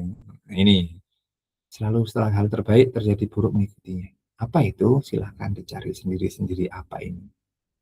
Ini nyata kan difoto sama makanan-makanan. Nah, ini ya, hati-hati ya. Silahkan dicek, sampaikan ke keluarga kita yang punya anak-anak kecil, ke kakak-kakak, ke tante-tante yang mungkin masih memiliki anak. Ini nanti silahkan dibaca ya, bahayanya seperti apa. Kemudian ini, nah ini lihat nih, coba kita tonton sendiri deh. Nah, ini mahasiswa nih. Ini satu lagi mahasiswa. Aduh, joget-joget. Ngapain ini ya? Oke ya, semoga yang saya ajar ini nggak ke-capture. Kalau ke-capture kok malu ya. Wah, ini baca sendiri ya, ditonton sendiri aja ini. Nah, ini channelnya ini ada yang kemarin menangkap di kampus berbuat asusila. Nah, ini tantangan ini. Saya punya tetangga dulu, sering saya tegur nih. Jadi sesekali lah, tidak tiap hari saya ingatkan, tapi Dek lah jangan main game, jangan rokokan. Dan ada salah satu dari sini tuh akhirnya ya terima jadi kurir SPX. Jadi saya kayak, waduh kalian ini harusnya bisa belajar, bisa berprestasi, kenapa kok cuman kayak gini, itu saya menyesalkan. Oke ini ya, apa yang mengalami dan mendorong hal itu, ya mari kita kenali. Nah ini dia, kita tahu ya, biasanya ada di kartun, di kiri sini, kiri ini kiri saya, merah, kanannya putih gitu. Nah, Devil versus Angel, when do they shift into action in the face of tension? Kapan dia berubah menjadi aksi di tengah-tengah godaan, ini baik, ini buruk. Contoh nih, contoh. Ujian nanti nyontek aja, bawa contekan, nanti bisa izin ke kamar mandi, bisa dibuka, bisa dilihat. Yang kiri, itu yang kiri, yang kanan jangan. Kalau nilaimu tidak jujur, nanti berdosa, nanti tidak baik, nanti ketahuan oleh ini itu baik. Mungkin bagi yang bisikan lain bisa dicontohkan lah ya, karena waktunya terbatas. Nanti contoh-contoh ini bisa dilihat nih. Ini bagi yang Katolik dan Protestan, ini pendeta. Jadi saya mendapatkan ilmu ini bukan dari perspektif Islam, tapi malah dari perspektif pendeta tentang sejarah kenapa kue ulang tahun tuh bulat dan kenapa ada ritual meniup. Nah, ini silakan ditonton sendiri. Intinya adalah ritual meniup ulang tahun, kemudian asapnya ke atas. Itu adalah harapannya dikirim ke atas. Dan itu menurut pendeta ini ritual setan. Ini pendeta loh yang bilang. Berarti kalau pendeta aja mengharamkan, apalagi Islam kan gitu. Dan ini silahkan dibaca sendiri ya nanti ya. Saya, silahkan dipercepat. Tadi pendeta dan kita hubungkan bagaimana perspektif Islam itu ada juga gitu. Jadi ada berbagai perspektif yang saya sampaikan. Supaya apa? Supaya kalian bisa mempertimbangkan antara benang merah ini kesamaannya gitu kan. Oke, ini ya. Saya percepat. Nah, ini silahkan dibaca sendiri. Kebetulan di kelas semester ini tidak ada hafiz Qur'annya, jadi saya aman gitu. Kalau ada, ya ini silahkan dicek sendiri-sendiri. Oke, ini baca sendiri. Nah, kenapa kita seperti itu? Ya ini, termasuk di bidang ekonomi sama. Oke, saya percepat aja. Nah ini menjadikan indah. Nah, itu ada kata kuncinya itu ya. Oke, ini apa nih? Dibukakan pintu kesenangan. Nah, ini istidraj. Ini dalil istidraj ini. Kemudian saya percepat aja, saya percepat. Godaan sesungguhnya apa ini? Nah, ini dia. Kebanyakan tidak bersyukur lagi yang gitu ya. Jadi sifat penggoda adalah sifat nah, ini juga sama ya. Ini bentuk godaan setannya. Nah, ini bagus. Ini juga sama nih. Nah, ini yang terbaru, Lula dan Mary yang di semester ini ya. Ilustrasi antara godaan setan itu adalah gini. Semisal kita ada di ruang kelas, ada lalat.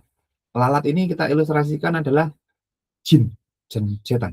Apa jin dari setan dari golongan jin.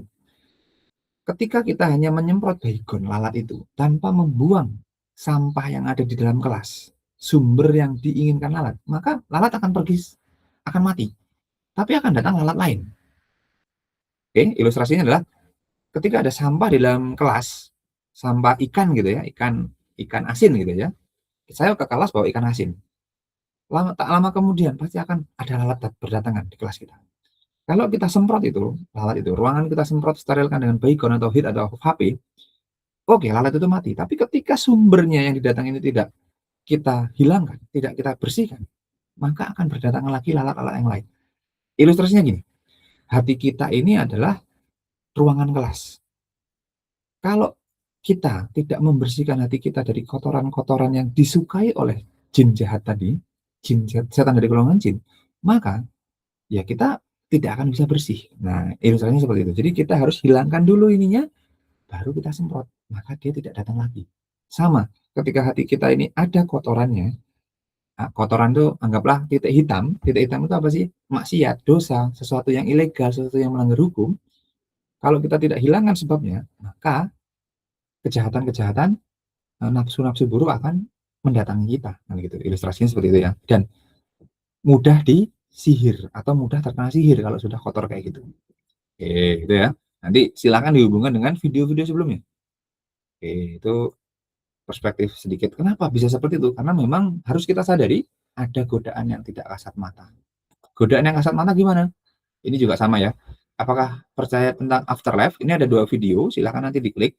Satu video dari film Good of Egypt, satu video dari film Korea, saya lupa judulnya. Intinya adalah di 2 film ini digambarkan bagaimana keadaan kehidupan setelah kematian. Yang dari perspektif Islam mungkin bisa lihat film-film horor yang bergenre siksa kubur atau lain sebagainya gitu ya. Tapi kalau saya lebih senang mengcapture perspektif-perspektif di luar Islam karena penyampaiannya itu unik gitu. Lebih menarik menurut saya. Nah, ini ya, hati-hati. rugi definisi Quran ini, silahkan dibaca sendiri. Saya percepat saja. Oke, ini silahkan untuk renungan. Nah, ini ya. Nah, oke, baca sendiri ya. Nanti materinya akan saya share. Ini baca sendiri. Apakah sama gitu? Saya harap ini menjadi tahu gitu dan berakal sehat sehingga dapat menerima pelajaran apa yang diperbuat esok hari. Silahkan dibaca sendiri.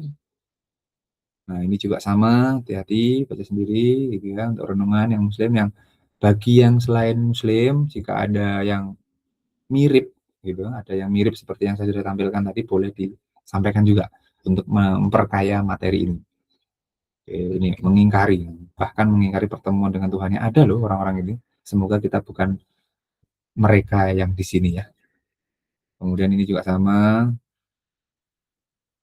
ini ya, niscaya akan mengerjakan kebaikan, pertama pemberi peringatan. Oke, semoga masing-masing kalian adalah pemberi peringatan bagi yang muslim. Nah, ini yang motivasi saya menulis buku yang tadi ya. Karena ternyata 40% dari pertanyaan di akhirat yang muslim ini ya, itu terkait kegiatan ekonomi.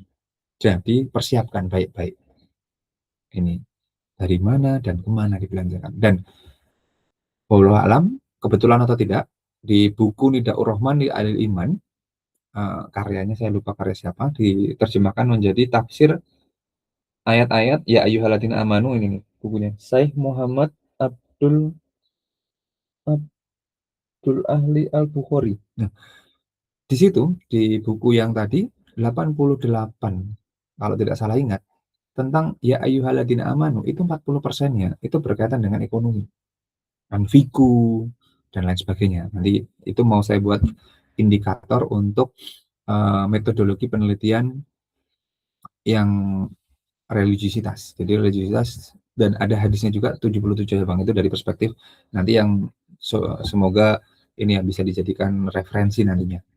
Kemudian ini juga sama. Nah, ini ternyata ditunda kematian untuk bersedekah, bukan untuk ibadah yang lain gitu ya. Oke, saya lanjutkan dulu. Ini oke, baca sendiri, baca sendiri. Nah, ini gambaran surga dan neraka. Kalau bisa diilustrasikan tuh gini. Kalian tahu kantin yang di dalam yang dingin pakai AC, yang di luar cenderung panas ya karena banyak asapnya. Itu guyonannya gitu. Di dingin, di dalam gimana? Dingin, enak. Di luar gimana? Wah, banyak asapnya, udaranya nggak enak. Itu. Jadi gambaran obrolan ilustrasi penghuni surga dan neraka tuh ya setipis itu sampai bisa ngobrol gitu. Sedekat itu bisa bisa apa ya? Bisa saling mengobrol gitu. Ini horor sesungguhnya, bukan film horor, nanti tonton aja. Yang tidak berani ajak teman. Ini horor yang benar-benar horor kalau menurut saya, bukan horor yang film. Kemudian apakah ada solusi? Sudah ya tadi ya. Nah, ini dia. Apakah ada solusi dari problem-problem yang kita hadapi nanti di dunia kerja atau sudah kalian alami saat ini? Solusi yang saya ingin sampaikan adalah adakan perbaikan. Silakan mengadakan perbaikan atau berbenah. Jika kita ilustrasikan sebuah variabel, maka ada hubungan sebab dan akibat. Ketika ada sebab pasti ada, ketika ada akibat pasti ada sebabnya. Gitu. Silahkan nanti dibaca sendiri. Bisa kita diskusikan lain waktu. Ini tips-tips yang saya dapatkan yang ya mudah ya, bahasanya ringan gitu. Tanda hati kotor dan cara membersihkannya gitu. Nah, ini dengan gaya bahasa yang kekinian, semoga lebih mudah diterima kalian karena ada sebuah pepatah mengatakan eh, berbicaralah, berkomunikasilah sesuai dengan lawan bicaramu. Nah, jadi saya mencarikan materi-materi yang saya rasa itu ringan dan bisa mudah dipahami oleh adik-adik mahasiswa, gitu ya. Ini bahasa-bahasanya ringan ya. Kalau yang bahasa berat tadi, ya Nidaur Rahman, Nidaur Iman itu berat. Tapi semoga nanti ada buku-buku yang lebih ringan gitu pembahasannya. Ini silahkan dibaca sendiri, nanti materinya juga akan saya share, videonya juga akan di-share. Ini juga sama, silahkan direnungkan gambar ini. Saya rasa kalian mampu untuk menginterpretasi gambar-gambar ini tanpa bantuan saya gitu ya. Oke, ini dia. Ini ada yang berbayar dan ini gratis perbandingannya itu. Ini solusi-solusi untuk mengatasi permasalahan yang mungkin terjadi atau mungkin akan terjadi. Oke, nah ini beberapa statementnya, saya percepat saja. Nah, ini ya. Barang siapa mengerjakan kebaikan itu untuk diri dia sendiri. Barang siapa mengerjakan jahat, maka dia akan menimpa diri dia sendiri. Maka ini disebut apa? Hubungan kausalitas. Ini hubungan kausalitas kan? Ketika mengerjakan baik, maka akan baik, buruk akan menjadi buruk. Oke, saya rasa itu pesan-pesan terakhir yang bisa saya sampaikan. Semoga semuanya bisa menjadi yang baik. Oh, untuk post-test belum saya siapkan, mohon maaf. Jadi di semester ini sepertinya tidak ada post-test, hanya pre-test. Jadi ya sudahlah, tidak masalah. Ini kayaknya yang last semester ya. Kemudian kita sampai pada exam info dan clue. Nah, sebentar lagi akan saya sampaikan. Ini sudah ya, sudah kita lalui, kecuali kelas JA, kelas internasional, dan kelas GA belum. Nanti bisa dilakukan saat menjelang apa ya, UAS lah ya. Afan dan juga Ale nanti kita adakan sesi dokumentasi mendekati ini. Nah, ini ya. Ini untuk ujian, soal ujian itu bukan masalah, yang menjadi masalah adalah cara menjawabnya. Jadi, jika jawaban benar, maka mendapat nilai bagus, jika cara menjawab salah, maka nilainya kurang bagus, kan gitu. Jadi, bukan soal yang jadi masalah, tapi bagaimana cara menjawabnya. Cara menjawab yang benar, nilainya bagus. Cara menjawab yang salah, jangan menyontek. Sekali lagi, nilai yang kalian dapatkan dari hasil menyontek itu adalah kebohongan. Dan kebohongan itu akan terus menghantui kalian, sampai kalian bertobat dan mengakui kesalahannya. Adapun ini harusnya saya buat, tapi karena kesibukan dan tidak sempat membuat, maka nanti jika ada kesan-pesan yang ingin disampaikan bisa melalui koordinator kelas. Dikumpulkan aja ke koordinator kelas dan diserahkan ke saya baik melalui Word atau Excel. Nanti mohon bantuannya jika ada yang ingin menyampaikan unek-unek atau apapun, saya persilahkan. Saran-saran yang membangun akan sangat baik melalui koordinator kelas ya, atau langsung kalian tulis di Google Classroom juga boleh. Oke, kritik juga masalah. Dulu formnya seperti ini, dan kelas yang saya ajar dulu saya buatkan Google Form gitu kan. Tapi untuk sekarang saya lebih open gitu, silahkan jika ingin disampaikan, baik itu kritik atau masukan, sampaikan di Google Form saja, di Google Classroom ya. Kita lebih open gitu ya, mengkritik atau bagaimana silahkan sampaikan di sana. Tidak suka atau kurang pas, sampaikan aja di sana. Karena mengaca dari sebelumnya, itu saya tidak bisa merespon tanggapan mereka. Artinya ada beberapa yang kecewa gitu ya. Tapi kalau disampaikan personal ke saya tidak bisa menjawabnya secara bersama-sama. Akhirnya saya jawab di forum.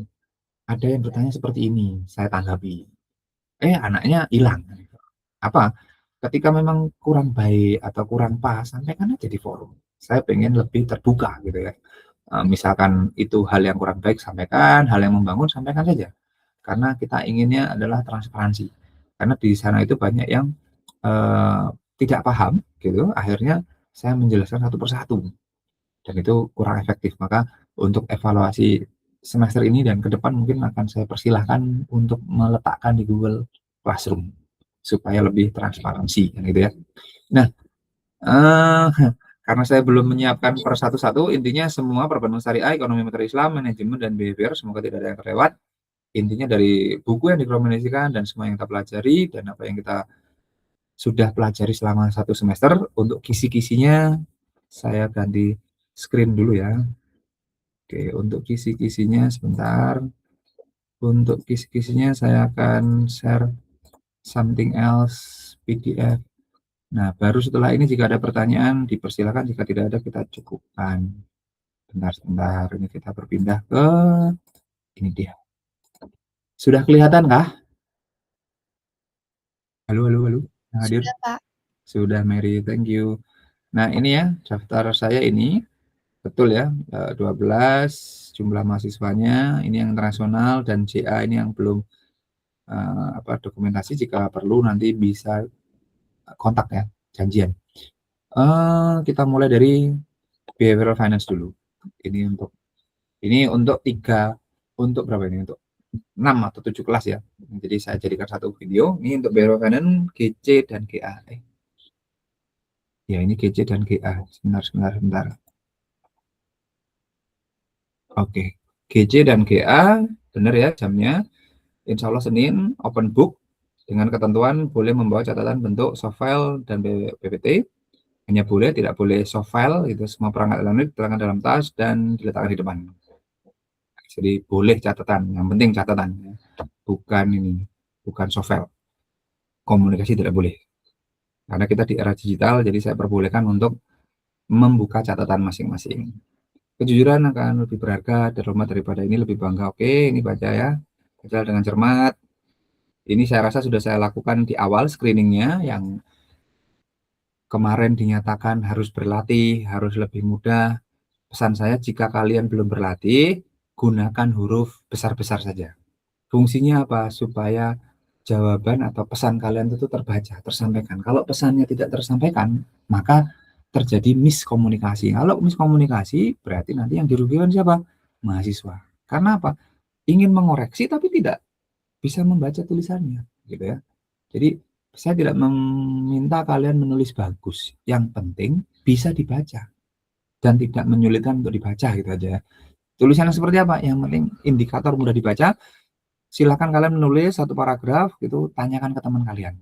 Kalau di awal kelas kan sudah saya identifikasi, sudah saya beri pesan baik, pertahankan. Terus kemudian ini perlu latihan, ini masih sulit dibaca, itu perbaiki. Tapi kalau kalian sekarang ya daripada ketemu saya, mending kalian tulis satu kalimat gitu atau satu paragraf, minta tolong beberapa orang. Kalau 5 orang sampai 10 orang yang mengatakan oke, mudah dibaca, saya tidak mengatakan bagus atau tidak bagus, tapi terbaca gitu aja ya. Yang penting itu. Kemudian nilai totalnya untuk Bevin sekitar 104. Ya, ini masih clue atau kisi-kisi. Jadi bisa saja lebih, bisa kurang, atau bisa ada tambahan atau perubahan. Nah, itu nggak tahu ini ya. Oke, jawablah pertanyaan. Ada 9 poin. 2, 3, 4. Tadi 9. Nomor 2, 4. Ini istilah titik-titik. Kemudian ini jawaban pertanyaan. Ini clue-nya ya. Saya rasa itu. Semoga tidak ada AI yang bisa menampilkan isinya ini ya, meskipun saya tampilkan di video ya. Ada pun ada, berarti itu curang. Berarti kalau curang berarti tidak jujur kan, gitu aja. Oke, ini ya. Jadi, nah ini ada soal bonus ya. Bagi yang pertama kali kelas dengan saya ada soal bonus. Apa itu? Ini soal bonus. Dijawab kemungkinan mendapat nilai tambahan nilai, tidak dijawab rugi karena membiarkan kesempatan terlewat. Artinya adalah andai pun tidak dijawab, ya kalian hanya rugi, tidak dapat poin tambahan. Tidak akan mengurangi 104 tadi. Tapi kalau ini dijawab, 7% dari 104. Ya, 7% dari total akumulasi. Berarti apa? 7 poin. Misalkan kalian dapatnya 90, total nilai kalian tuh 80 nih. Terus dapat ini maksimum 7. Berarti 87. Gitu. Misalkan kalian dapatnya 75. B ya, 75, 74 B. Menjawab soal bonus dapat maksimum 7, berarti bisa A juga. Artinya adalah ini sifatnya bonus. Bagi yang muslim saya sebut ini soal sunnah. Tapi kalau sunnah ya kerjakan dulu yang wajib. Jangan yang wajibnya nggak selesai baru sunnah gitu. Tapi kalau mau seperti itu ya nggak apa-apa juga. Tapi kalian nanti ketika wajibnya tidak dipenuhi, tambahan ini tidak maksimal kan, gitu aja ya. Oke.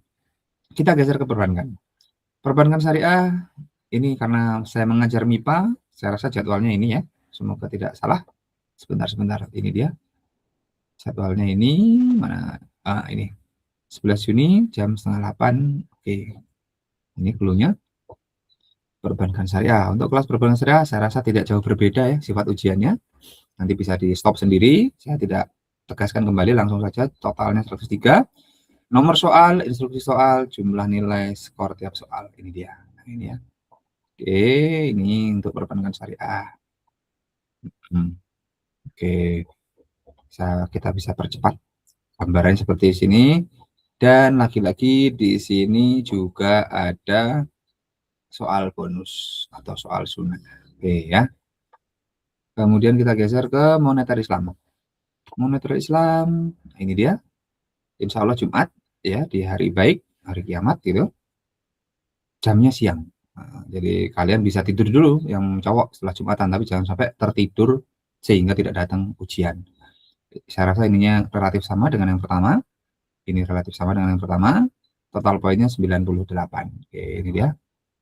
Bentuknya seperti ini. Oke, moneter Islam ya. Wah, ya ayo manu. Ada 88. Nah, pelajari aja yang mana yang akan keluar.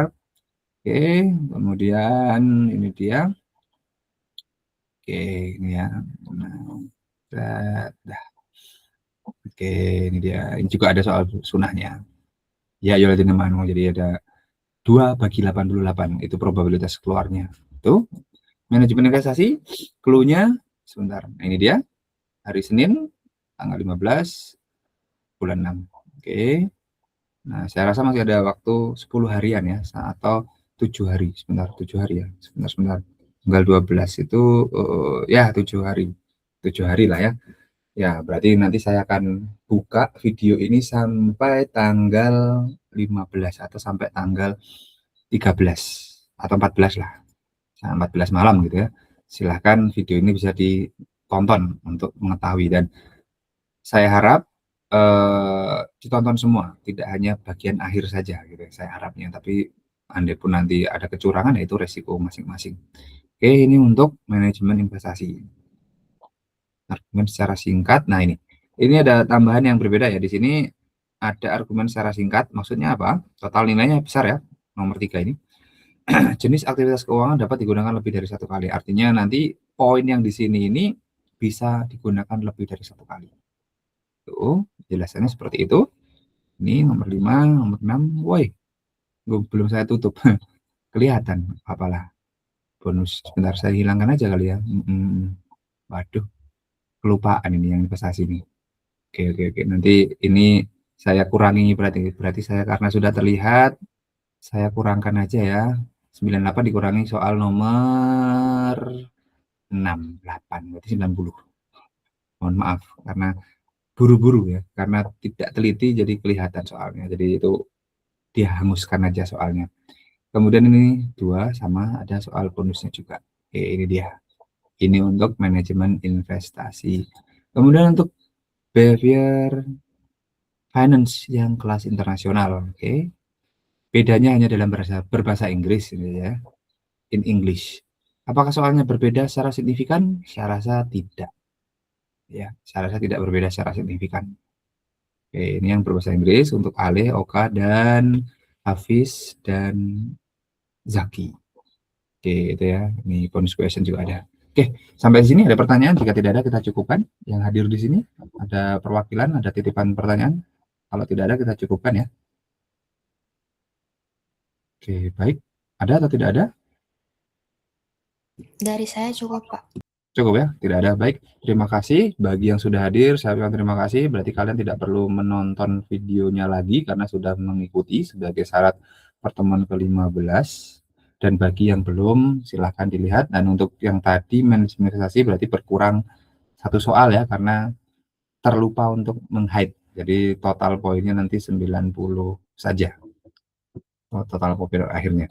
Saya rasa itu kita cukupkan dan terima kasih bagi yang sudah menonton video ini. Semoga menjadi perbaikan dan saya mohon maaf sekali lagi jika ada salah dalam mengajar, salah kata dalam mengajar 1 semester. Semoga hasil maksimal didapat kalian menjelang UAS karena sisa penilaian hanya UAS, adapun yang poin-poin lain sudah dinilai. Oke, semoga semuanya mendapat hasil yang terbaik. Subhanakallahumma wa bihamdika asyhadu an la ilaha illa anta astaghfiruka wa atubu ilaik. Akhirul kalam, bila taufiq hidayah. Assalamualaikum warahmatullahi wabarakatuh.